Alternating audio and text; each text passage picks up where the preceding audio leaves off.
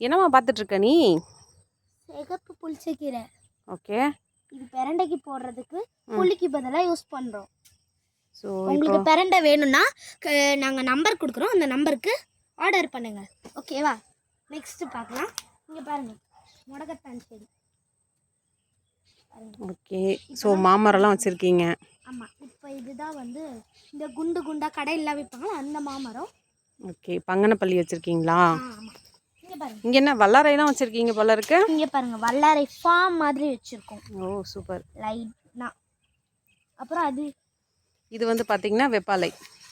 இது எதுக்கு யூஸ் பண்ணுவாங்க அப்படின்னு பார்த்தீங்கன்னா ஸ்கின் டிசீஸ்க்கு, இப்போ சோரியாசிஸ் அந்த மாதிரி இருக்க ஸ்கின் டிசீஸ்க்கு தேங்காய் எண்ணெயில் காய்ச்சி அதை வந்து அப்ளை பண்ணுவாங்க. இதுதான் அரப்பு செடி. ஓகே. இப்போ நம்ம வந்து ஷாம்பூ செய்கிறதுக்கு யூஸ் பண்ண போகிறோம். நம்ம வந்து ஷாம்பூ ரெடி பண்ணல, ஆனால் ஷாம்பூ செய்கிறதுக்கு இதுதான் நேச்சுரலாக அந்த பழமையான காலத்துலேருந்து இதை தான் வந்து தலைக்கு ஷீக்காவாக யூஸ் பண்ணுவாங்க. இது வந்து ஹைப்ரேட்டட் நாவல் சொல்லுவாங்க. 3 இயர்ஸ்லேயே பெரிய மரமாயிடும். இல்லை நம்மளுக்கு வந்து அடுத்த இன்னும் 2 வருஷத்தில் நம்மளுக்கு வந்து நாவப்பழம் கிடைக்கும். 2 வருஷம் கழித்து நம்ம பார்க்கலாம் எவ்வளோ பழம் இருக்குன்னு. இதுதான் நாட்டத்தி அத்திப்பழம். இந்த கொல்லிமலையிலலாம் இந்த பிங்க் கலரில் பெருசு பெருசாக வச்சுருப்பாங்க, அதுதான் நாட்டத்தி. முள்சீத்தெல்லாம் வச்சுருக்கீங்க போல்.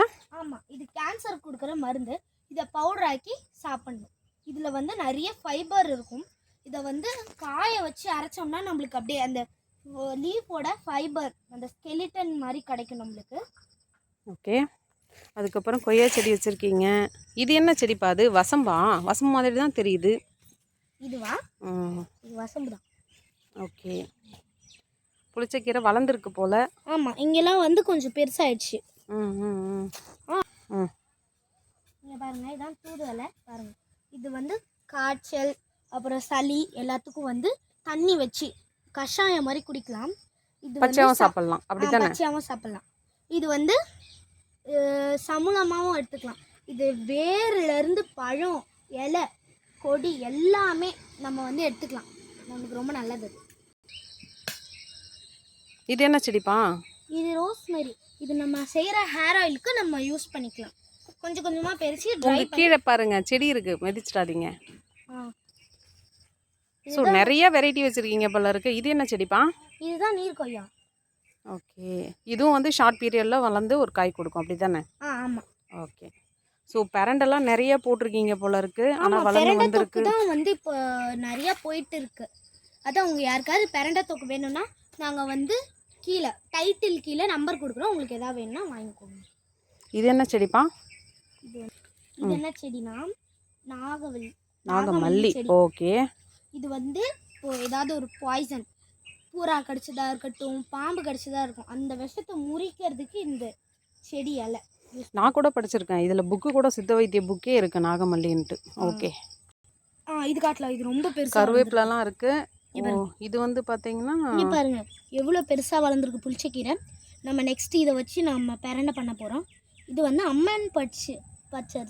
பாருங்கள், இதில் ஒரு அடிஷ்னல் இன்ஃபர்மேஷன் நாங்கள் யூஸ் பண்ணது என்னென்னா, அம்மன் பச்சரிசி வந்து பார்த்திங்கன்னா ஃபாஸ்டிங் இருக்கிறப்ப வந்து சாப்பிடக்குள்ள உங்களுக்கு பசிலாம் எடுக்காது. டயட் வேணும் அப்படிங்கிறவங்க அம்மன் பச்சரிசி எடுத்துக்கிட்டிங்கன்னா காலையில் ஹங்க்ரினஸ் இருக்காது. ஒரு 3 லீவ்ஸ் எடுத்துக்கிட்டால் உங்களுக்கு ஹங்க்ரினஸ்ஸே தெரியாது.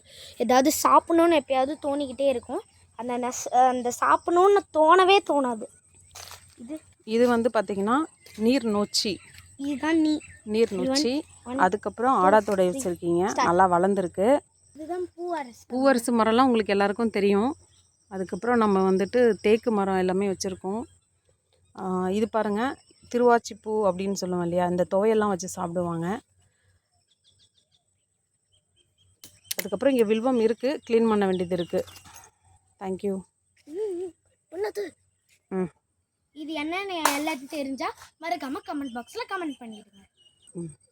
அப்புறம் லைக் பண்ணுங்கள், ஷேர் பண்ணுங்கள், மறக்காமல் பெல் ஐக்கானை ஆன் பண்ணுங்கள். அப்புறம் சப்ஸ்கிரைப் பண்ணாதவங்க சப்ஸ்கிரைப் பண்ணிடுங்க. ஏன்னா நம்ம இப்போ 90 சப்ஸ்கிரைபரில் தான் இருக்கும். நம்ம சீக்கிரமாக சப்ஸ்கிரைபர் போகணுன்னா நீங்கள் சப்ஸ்கிரைப் பண்ணால் தானே முடியும். அவ்வளோதான். Bye guys.